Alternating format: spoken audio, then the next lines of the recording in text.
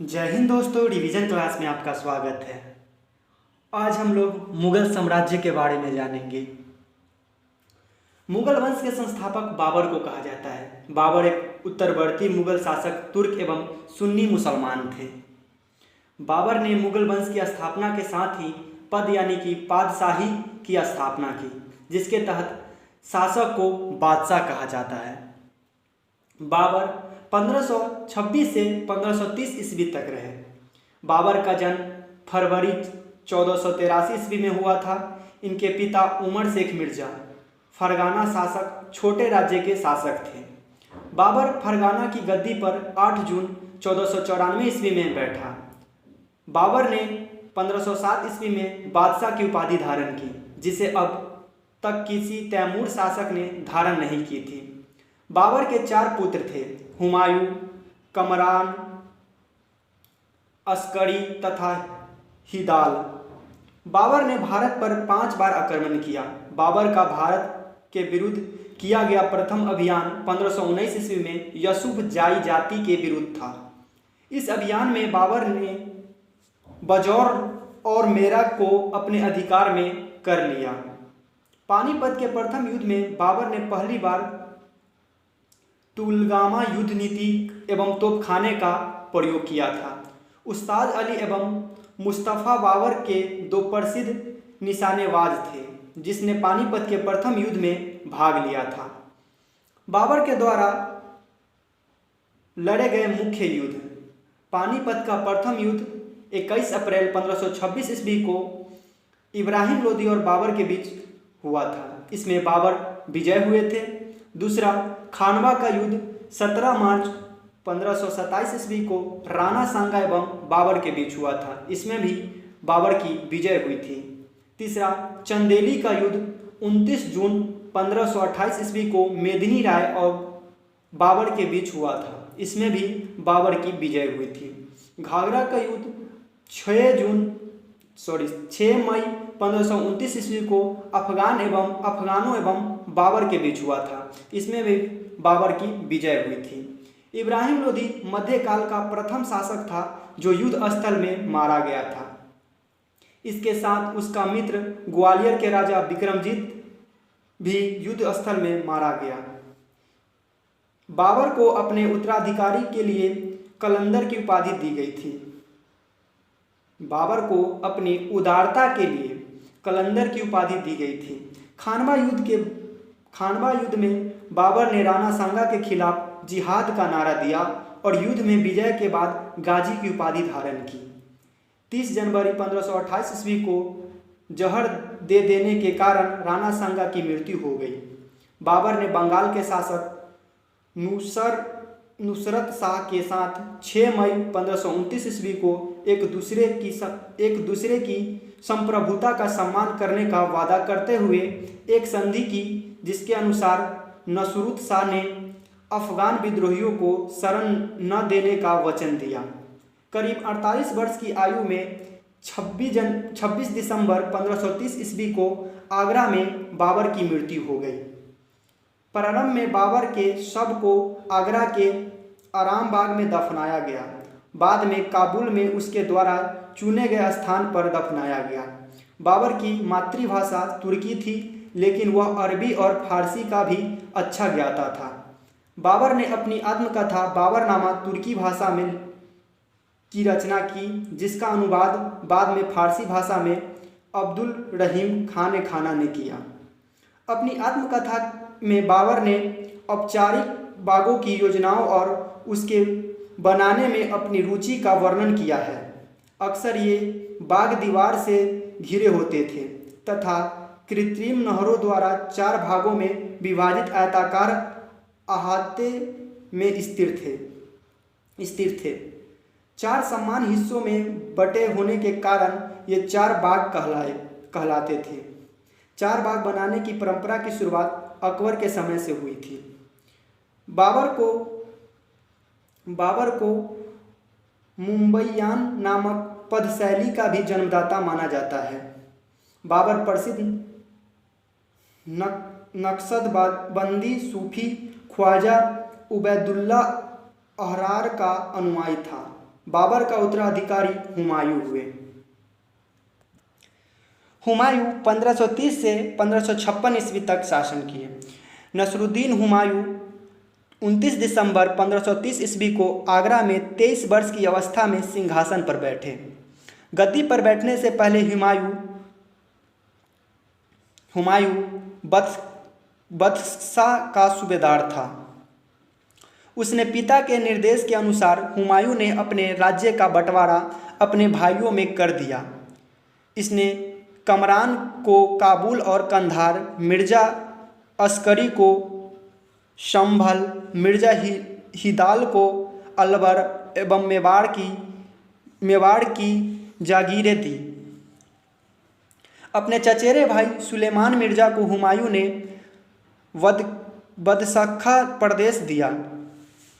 1533 ईस्वी में हुमायूं ने दीन पनाह नामक एक नगर की स्थापना की थी।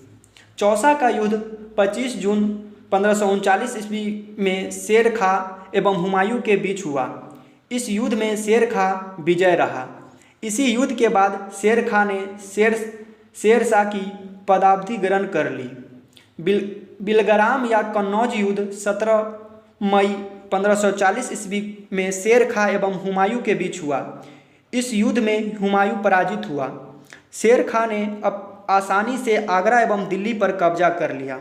बिलग्राम युद्ध के बाद हुमायूं सिंध चला गया, जहां उसने 15 वर्ष तक घुमक्करों जैसे निर्वासित जीवन व्यतीत किया। निर्वासन के समय हुमायूं ने हिंदाल के आध्यात्मिक गुरु फारसवासी सिया मीर बाबा दोस्त उर्फ मीर अली अकबर जामी की पुत्री हमीदा बानो बेगम से 29 अगस्त 1541 ईस्वी को विवाह कर लिया। कालांतर में हमीदा से ही अकबर जैसे महान साम्राज्य का जन्म हुआ। 1555 ईस्वी में हुमायूं ने पंजाब के सूरी शासक सिकंदर को पराजित कर पुनः दिल्ली की गद्दी पर बैठा। हुमायूं द्वारा लड़े गए 4 प्रमुख युद्धों का क्रम है: बेदरा का युद्ध 1531 ईस्वी में, चौसा का युद्ध 1539 ईस्वी में, बेलग्राम का युद्ध 1540 ईस्वी में एवं सरहिंद का युद्ध 1555 ईस्वी में।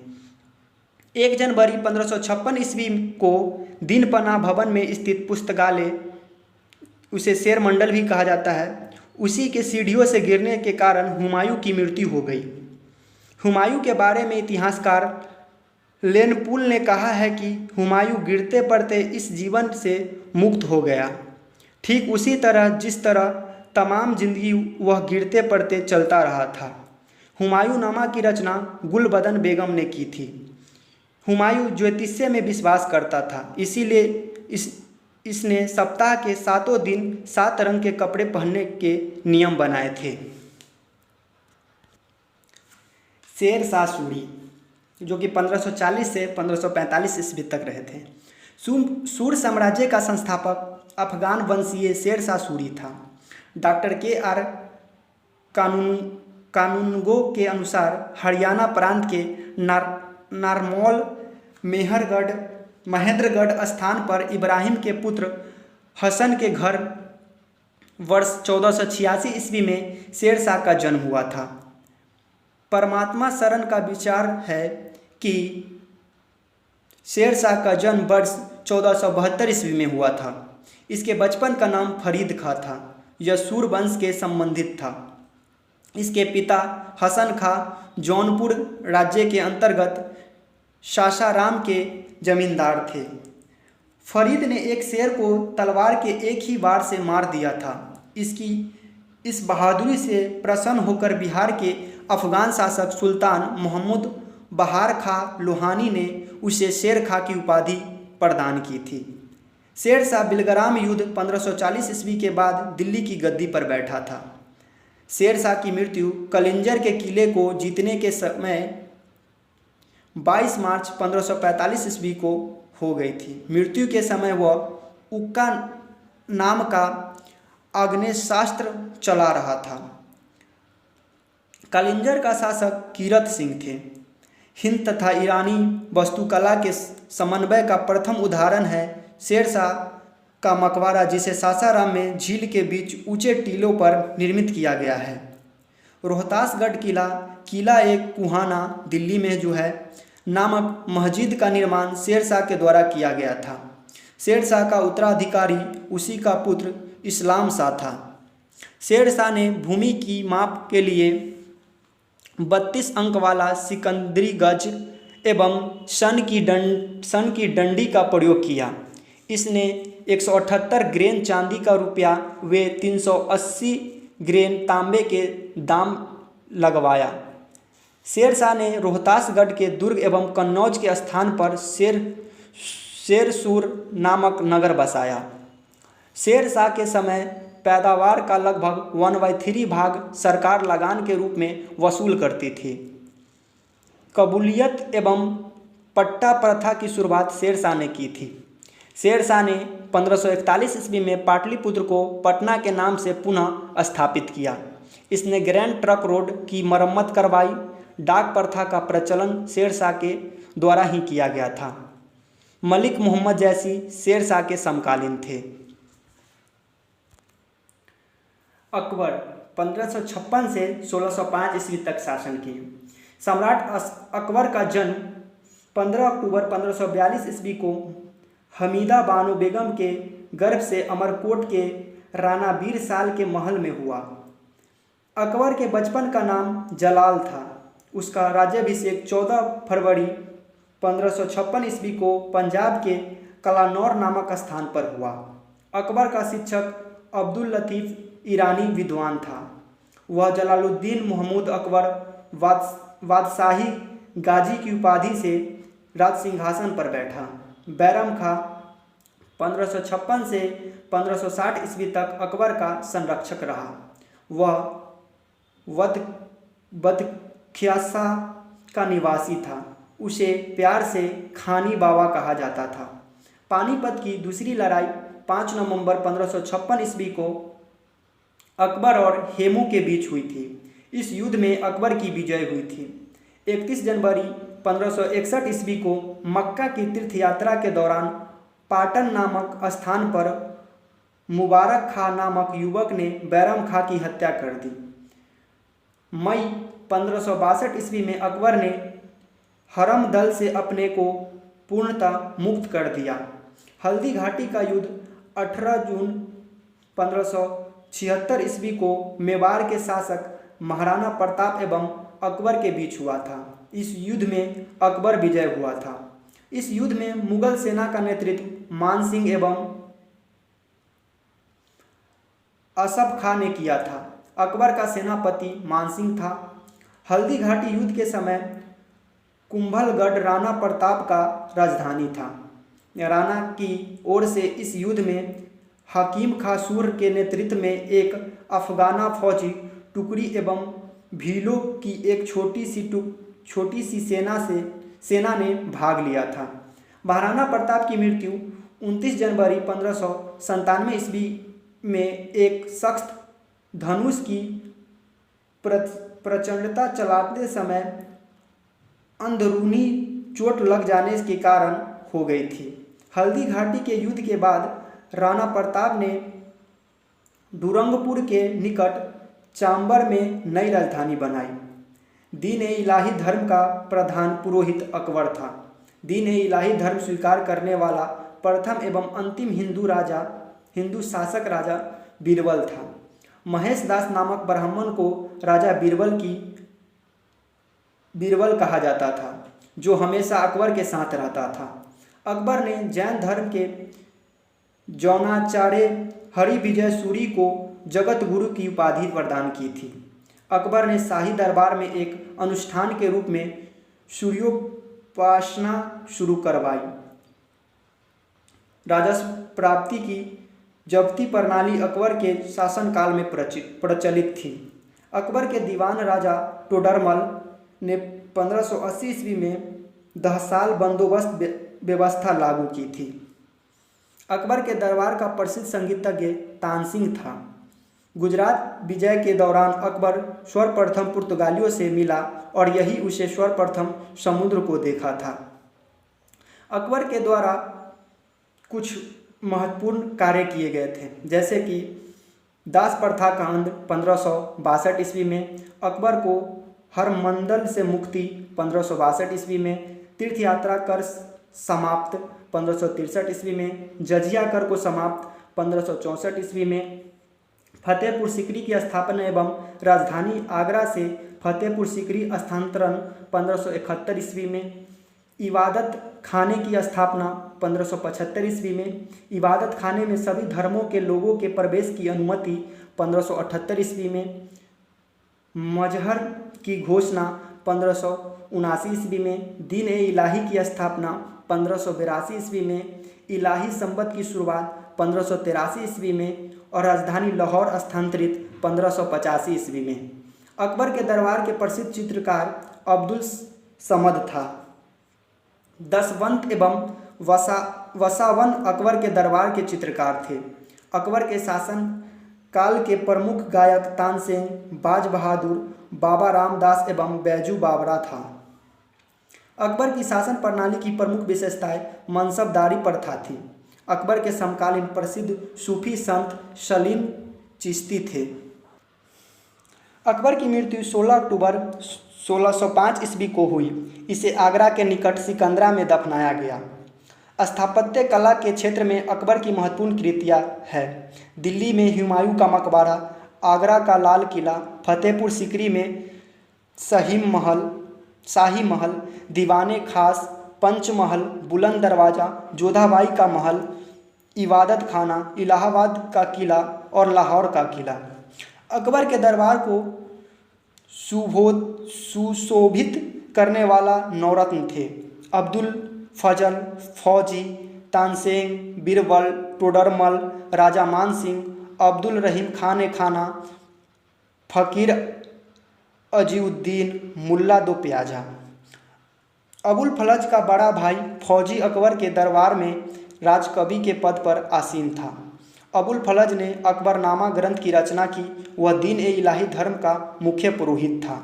संगीत सम्राट तानसेन का जन्म 1506 ईस्वी में ग्वालियर में एक ब्राह्मण परिवार में हुआ था। उनका असली नाम रामतनु पांडे था। इनकी मुख्य कृतियाँ थी मियाँ की टोड़ी, मियाँ का मल्हार, मियाँ का सारंग, दरबारी कन्हरा आदि था। कंठाभरण वाणी बिलास की उपाधि अकबर ने तानसेन को दे दी थी। तानसेन अकबर के दरबार में आने से पूर्व रीवा के राजा रामचंद्र के राजाश्रय में थे। अकबर के काल में स्वामी हरिदास भी एक महान संगीतज्ञ थे। वे वृंदावन में रहकर भगवान की उपासना करते थे। एक मत के अनुसार हरिदास तानसेन के गुरु थे, जबकि कुछ विद्वान हरिदास एवं तानसेन दोनों को मानसिंह तोमर का शिष्य बतलाते हैं। यह भी प्रचलित है कि इतिहास का गाना सुनने के लिए अकबर को इनकी कुटिया पर जाना पड़ा, क्योंकि इन्होंने अकबर के दरबार में जाने से मना कर दिया था। इनका कहना था कि वे केवल अपने भगवान के लिए ही गाते हैं, दरबार में उनका कोई सरोकार नहीं। अकबर ने भगवान दास आमेर के राजा भारमेल के पुत्र थे, जो को अमीर उल उमरा की उपाधि दी थी। यूसुफ जाइयों के विद्रोह को दबाने के लिए दौरान बीरबल की हत्या हो गई थी। 1602 ईस्वी में सलीम के निर्देश पर दक्षिण से आगरा की ओर आ रहे अबुल फलज को रास्ते में वीर सिंह बुंदेला नामक सरदार ने हत्या कर दी थी। मुगल सम्राट अकबर ने अनुवाद विभाग की स्थापना की थी। नकीब खां, अब्दुल कादिर बदायूनी तथा शेख सुल्तान ने रामायण एवं महाभारत का फारसी अनुवाद किया था। वे महाभारत का नाम रजनामा, युद्धों की पुस्तक रखा था। पंचतंत्र का फारसी भाषा में अनुवाद अबुल फलज ने अनवर ए सादत नाम से तथा मौलाना हुसैन फैज ने यार ए दानिश नाम से किया है। हाजी इब्राहिम सरहदी ने अर्थवेद का, मुल्ला शाह मोहम्मद ने राजतरंगिणी का, अब्दुल रहीम खान खाना ने तुजुक ए बाबरी का तथा फौजी ने लीलावती का फारसी में अनुवाद किया है। फौजी ने नल दमयंती सूरदास द्वारा रचित पुस्तक को तथा कथा का फारसी में अनुवाद कर उसका नाम सहेली रखा था। अकबर के काल को हिंदी साहित्य का स्वर्णकाल कहा जाता है। अकबर ने बीरबल को कवि प्रिय एवं नरहरि को महापात्र की उपाधि प्रदान की थी। बुलंद दरवाज़ा का निर्माण अकबर ने गुजरात विजय के उपलक्ष्य में करवाया था। 4 बाग बनाने की परंपरा अकबर के समय में शुरू हुई थी। अकबर ने श्री कलम की उपाधि अब्दुल समद को एवं जरी कलम की उपाधि महमूद हुसैन कश्मीरी को दिया था। अकबर नक्कारा नामक वाद्य यंत्र बजाता था। जहांगीर, जो कि 1605 से 1627 ईस्वी तक शासन किया। अकबर का उत्तराधिकारी सलीम हुआ था, जो कि 24 अक्टूबर 1605 ईस्वी को नूरुद्दीन महमूद जहांगीर बादशाही गाजी की उपाधि धारण कर गद्दी पर बैठा। जहांगीर का जन्म 30 अगस्त 1569 ईस्वी को हुआ था। जहांगीर ने अपने पुत्र का नाम सलीम सूफी संत शेख सलीम चिश्ती के नाम पर रखा था। जहांगीर को न्याय की जंजीर के लिए याद किया जाता है। यह जंजीर सोने की बनी थी, जो आगरा के किले के शाहबुर्ज एवं यमुना तट पर स्थित पत्थर के खंभे में लगाई हुई थी। जहांगीर द्वारा शुरू की गई तुजुक ए जहांगीरी नामक आत्मकथा को पूरा करने का श्रेय मोतबिंद खां को है। जहांगीर के सबसे बड़े पुत्र खुसरो ने 1606 ईस्वी में अपने पिता के विरुद्ध विद्रोह कर दिया। खुसरो और जहांगीर की सेना के बीच युद्ध जालंधर के निकट भैरावल नामक मैदान में हुआ। खुसरो को पकड़कर कैद में डाल दिया गया। खुसरो की सहायता देने के कारण जहांगीर ने सिखों के 5वें गुरु अर्जुन देव को फांसी दिलवा दी। खुसरो गुरु से गोइदबाल में मिला था। अहमदनगर के वजीर मलिक अंबर के विरुद्ध सफलता से खुश होकर जहांगीर ने खुर्रम को शाहजहां की उपाधि प्रदान की। 1622 ईस्वी में कंधार मुगलों के हाथ से निकल गया। शाह अब्बास ने इस पर अधिकार कर लिया। नूरजहां ईरान निवासी मिर्जा गियास बेग की पुत्री नूरजहां का वास्तविक नाम मेहरुनिसा था। 1594 ईस्वी में नूरजहां का विवाह अली कुली बेग से संपन्न हुआ। जहांगीर ने एक शेर मारने के कारण अली कुली बेग को शेर अफगान की उपाधि प्रदान की। 1607 ईस्वी में शेर अफगान की मृत्यु के बाद मेहरुनिसा अकबर की विधवा सलीमा बेगम की सेवा में नियुक्त हुई। सर्वप्रथम जहांगीर ने नवरोज त्यौहार के अवसर पर मेहरुनिसा को देखा और उसके सौंदर्य पर मुग्ध होकर जहांगीर ने मई 1611 ईस्वी में उससे विवाह कर लिया। विवाह के पश्चात जहांगीर ने उसे नूर महल एवं नूरजहां की उपाधि प्रदान की। नूरजहां के सम्मान में जहांगीर ने चांदी के सिक्के जारी किए थे। जहांगीर ने गियास बेग को शाही दीवान बनाया एवं इत्मान उल दौला की उपाधि दी। जहांगीर के शासन काल में ईरानियों को उच्च पद प्रदान हुए। लाडली बेगम शेर अफगान एवं मेहरुनिसा की पुत्री थी, जिसकी शादी जहांगीर के पुत्र शायरयार के साथ हुई थी। नूरजहां की मां असमत बेगम ने गुलाब से इत्र निकालने की विधि खोजी थी। महाबत खां ने झेलम नदी के तट पर 1626 ईस्वी में जहांगीर, नूरजहां एवं उसके भाई आसफ खां को बंदी बना लिया। जहांगीर के 5 पुत्र थे: खुसरो, परवेज, खुर्रम, शहरयार और जहादार। 28 अक्टूबर 1627 को भीमबार नामक स्थान पर जहांगीर की मृत्यु हो गई। उसे शहादरा लाहौर में रावी नदी के किनारे दफनाया गया। मुगल चित्रकला अपने चरमोत्कर्ष पर जहांगीर के शासनकाल में पहुंची। जहांगीर के दरबार के प्रमुख चित्रकार थे आगा रजा, अबुल हसन, महमूद नासिर, महमूद मुराद, उस्ताद मंसूर, बिशन दास, मनोहर एवं गोवर्धन, फारूक बेग और दौलत थे। जहांगीर ने आगा रजा के नेतृत्व में आगरा में एक चित्रकला की स्थापना की थी।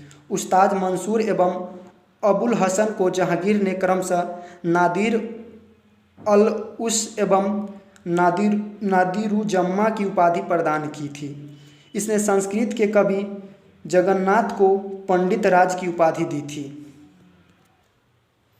जहांगीर ने अपनी आत्मकथा में लिखा है कि कोई भी चित्र, चाहे वह किसी मृतक व्यक्ति या जीवित व्यक्ति द्वारा बनाया गया हो, मैं देखते ही तुरंत बता सकता हूँ कि यह किस चित्रकार की कृति है। यदि किसी चेहरे पर आँख किसी एक चित्रकार ने, भौं किसी और एक ने बनाई हो, तो भी यह जान लेता हूँ कि आँख किसने और भौं किसने बनाई है। जहांगीर के समय को चित्रकला का स्वर्णकाल कहा जाता है। इम्ताज उल दौला का मकबरा 1626 ईस्वी में नूरजहां बेगम ने बनवाया। मुगलकालीन वास्तुकला के अंतर्गत निर्मित यह प्रथम ऐसी इमारत है जो कि पूर्ण रूप से वेदांग सफ़ेद संगमरमर से निर्मित है। सर्वप्रथम इसी इमारत में पीतरा दूरा नामक जराऊ काम किया गया था। अशोक के कौशाम्बी स्तंभ पर समुद्रगुप्त की प्रयागप्रस्थी तथा जहांगीर का लेख उत्कीर्ण है। जहांगीर के मकबरे का निर्माण नूरजहां ने करवाया था। जहांगीर के शासनकाल में captain Hawkins, sir Thomas Roe, William pinch एवं एडवर्ड टेरी जैसे यूरोपीय यात्री आए थे। शाहजहां, जो कि 1627 से 1657 ईस्वी तक रहा। जहांगीर के बाद सिंहासन पर शाहजहां बैठा। जोधपुर के शासक मोटा राजा उदय सिंह की पुत्री जगत गोसाई के गर्भ से 5 जनवरी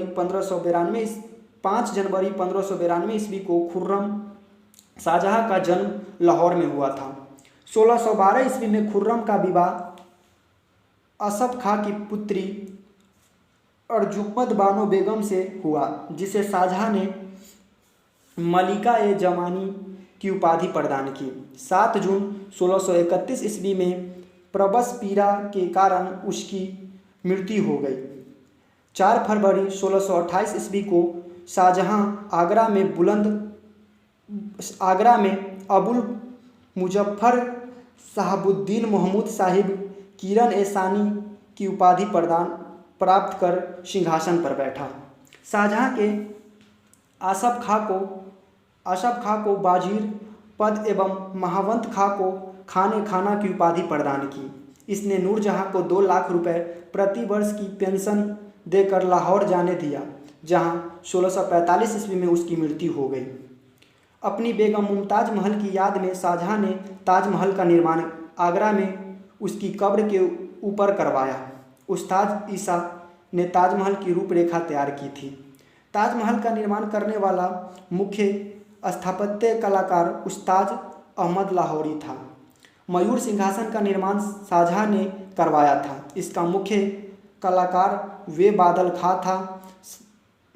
बादशाह के सिंहासन के पीछे पीतरा दूरा के जराऊ काम की एक श्रृंखला बनाई गई थी, जिससे पौराणिक यूनानी देवता ऑफिरियस को बीना बजाते हुए चित्रित किया गया है।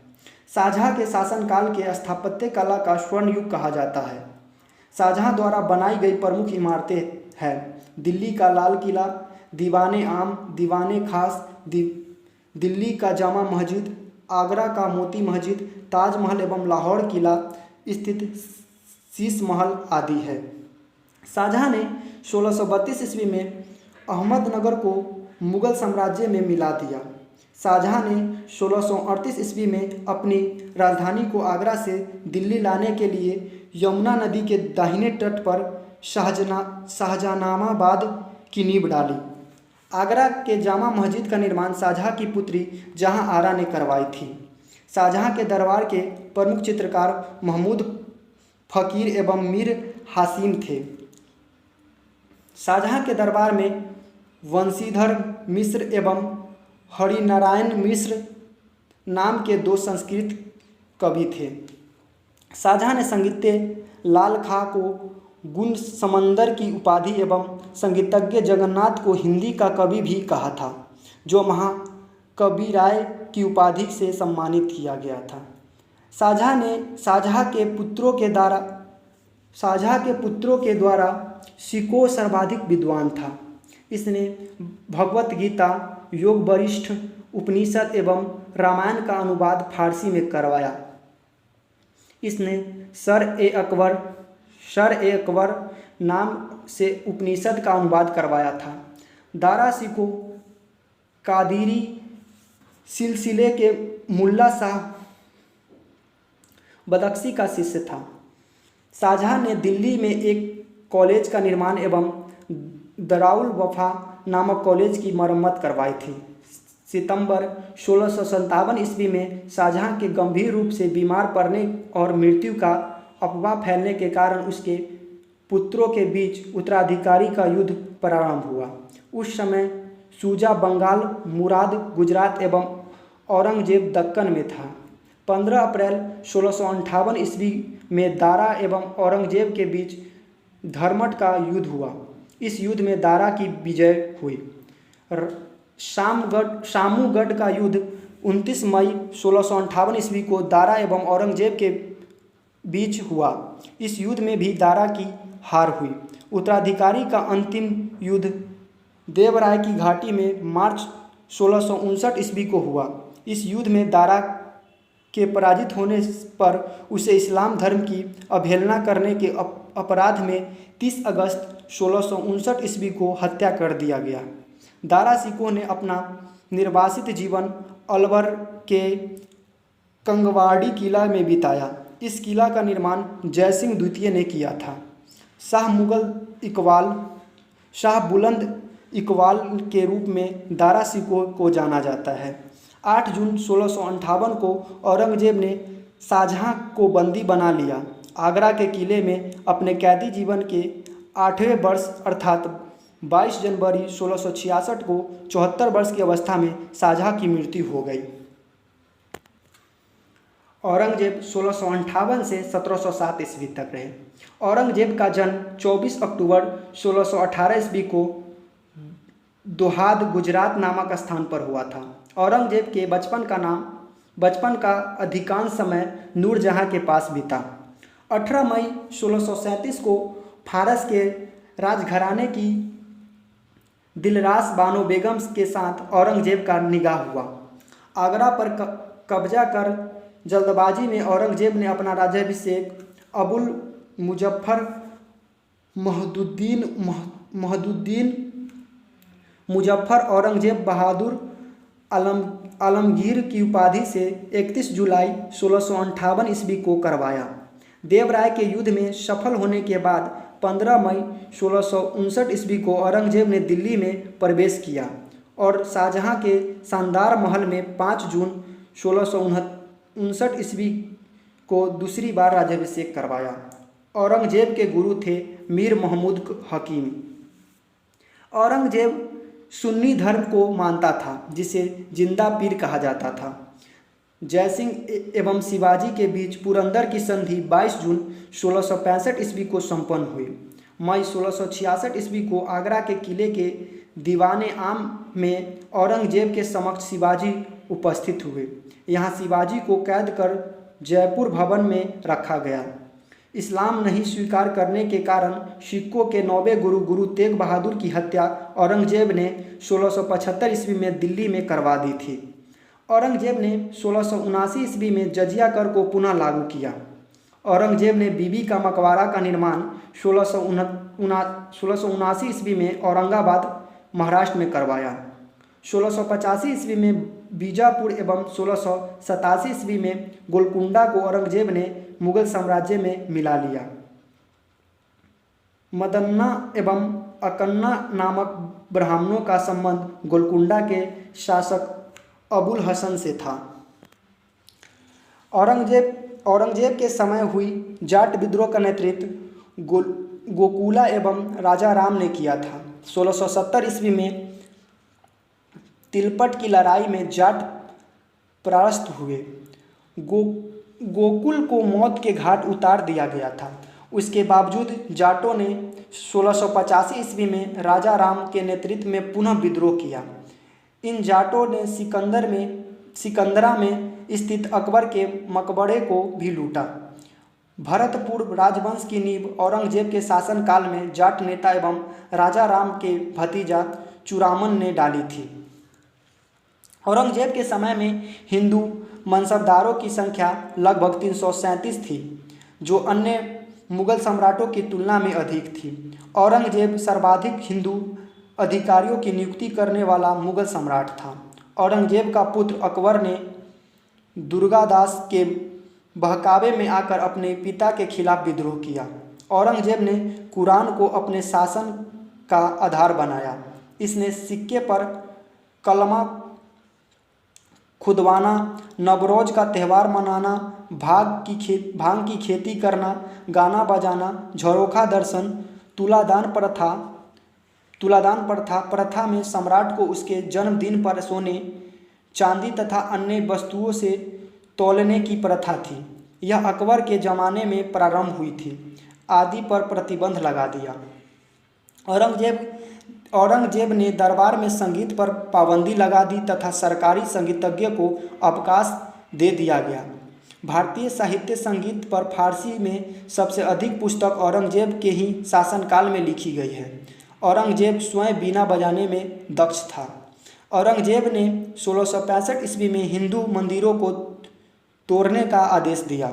इसके शासनकाल में तोड़े गए मंदिर में सोमनाथ का मंदिर, बनारस का शिवनाथ मंदिर एवं वीर सिंह देव द्वारा जहांगीर काल में मथुरा में निर्मित केशव राय मंदिर थे। औरंगजेब की मृत्यु 20 फरवरी 1707 ईस्वी को हुई। इसे खुलदाबाद, जो अब रोजा कहलाता है, में दफनाया गया। औरंगजेब के समय सूबों की संख्या 20 थी। औरंगजेब दाउल हर्ब को दाउल इस्लाम में परिवर्तित करने को अपना महत्वपूर्ण लक्ष्य मानता है। फारसी यात्री फ्रांकोइस वर्नियर औरंगजेब के चिकित्सक थे। आज के लिए इतना ही। मिलते हैं नेक्स्ट क्लास में। जय हिंद। अगर वीडियो आप लोग को अच्छा लग रहा हो तो प्लीज़ चैनल को सब्सक्राइब, लाइक और कमेंट और शेयर कर दें।